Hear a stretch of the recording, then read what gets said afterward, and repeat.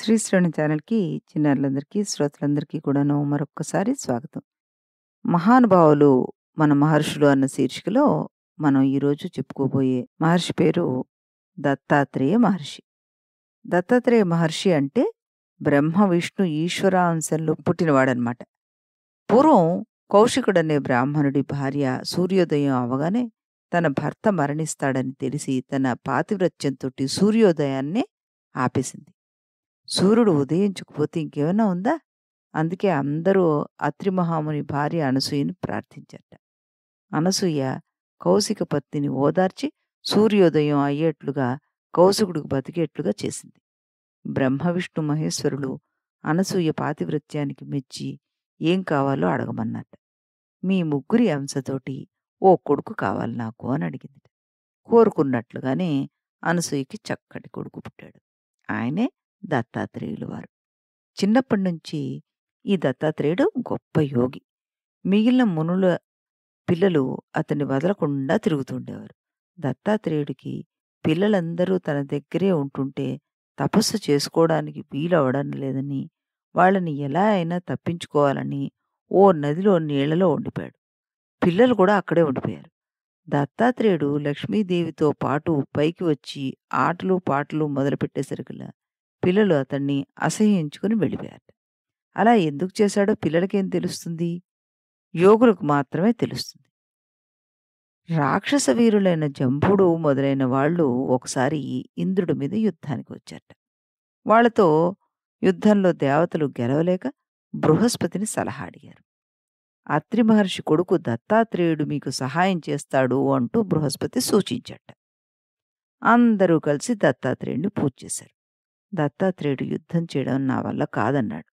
మహాత్మా, నీ దగ్గర ఉన్నది లక్ష్మీదేవని, నువ్వు విష్ణుమూర్తివని, సర్వసమర్థుడవి అని మాకు తెలుసు. కరుణించమని వేడుకున్నట్ట.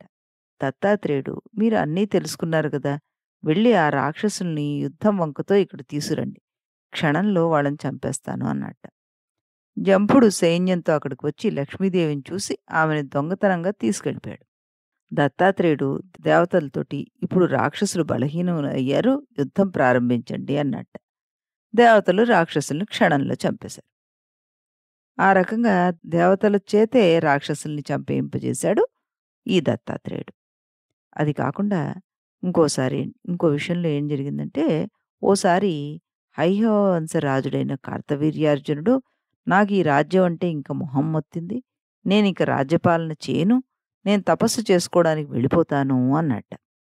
గర్గ మహర్షి ఆయనకి గురువు గదా! గర్గ మహర్షి గురించి చెప్పుకుంటున్నప్పుడు చెప్పుకున్నాం గదా! ఆయన అన్నట్ట, అలా కాదు, నువ్వు దత్తాత్రేయుడిని ఆరాధించు అని చెప్పాట. కార్తవీర్యార్జునుడు దత్తాత్రేయుడిని పూజ చేసి ఆయన పెట్టిన పరీక్షలన్నిటికీ నిలబడి అనుగ్రహం పొందాడు. అప్పుడు కార్తవీర్యుడికి 1000 చేతులొచ్చేశాయి.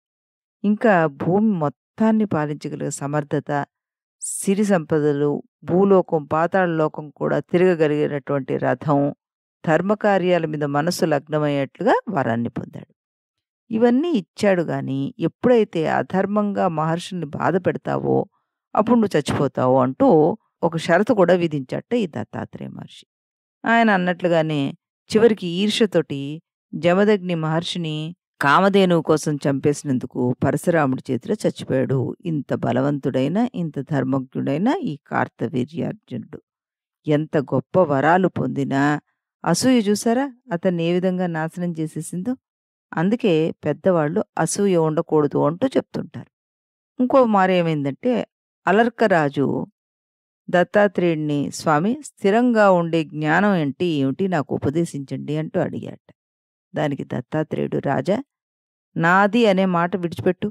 నాది అనేది అహంకారంలో పుట్టి, మమకారం అనే దాంట్లో మొదలు కలిగి, గృహం అనే చిగుళ్ళు వేసుకుని, భార్య పిల్లలు అనే కొమ్మలతో, ధనం ధాన్యం అనే పెద్ద ఆకులతోటి, పుణ్యపాపాలు అనే పువ్వులు పూసి, సుఖం దుఃఖం అనే పండ్లు పండి, ఎంతో కాలం ఇలాగే ఉండి, అజ్ఞానం అనే వేళ్లతోటి ముక్తి మార్గాన్ని కప్పేస్తున్న దాన్ని విద్య అనేటటువంటి గొడ్డలి తీసుకొని, ధర్మకార్యాలు మంచివాళ్లతోనే కలిసి ఉండడం అనే రాయి మీద పదును పెట్టి ఎవరైతే నరికేస్తారో వాళ్ళకి నిత్యానందం కలుగుతుంది అంటూ చక్కగా ఆయనకి వివరించి చెప్పారట సోదాహరణంగా. ఇంకా ఏం చెప్పారాయన? సర్వసంగ పరిత్యాగం వల్ల నాది అన్నది పోయి, వైరాగ్యం దానివల్ల జ్ఞానము, మోక్షము వస్తాయని చెప్పి, రాజా యోగి ముందుగా మనస్సుని మార్చుకోవాలయ్యా! దాన్ని జయించాలి. గౌరవాన్ని విషంగాను, అవమానాన్ని అమృతంగాను అనుకుని, తాను ఎక్కడుంటే అదే ఇల్లుగా అనుకుని, దొరికినదే ఆకలికి తిని, తనకి ఉన్నదే ధనంగా అనుకుని, నాది అన్న మాటని వదిలిపెట్టినప్పుడు యోగ పురుషుడవుతాడు అంటూ, ఈ అలర్కుడికి చక్కగా అర్థమయ్యేట్టుగా చెప్పాట.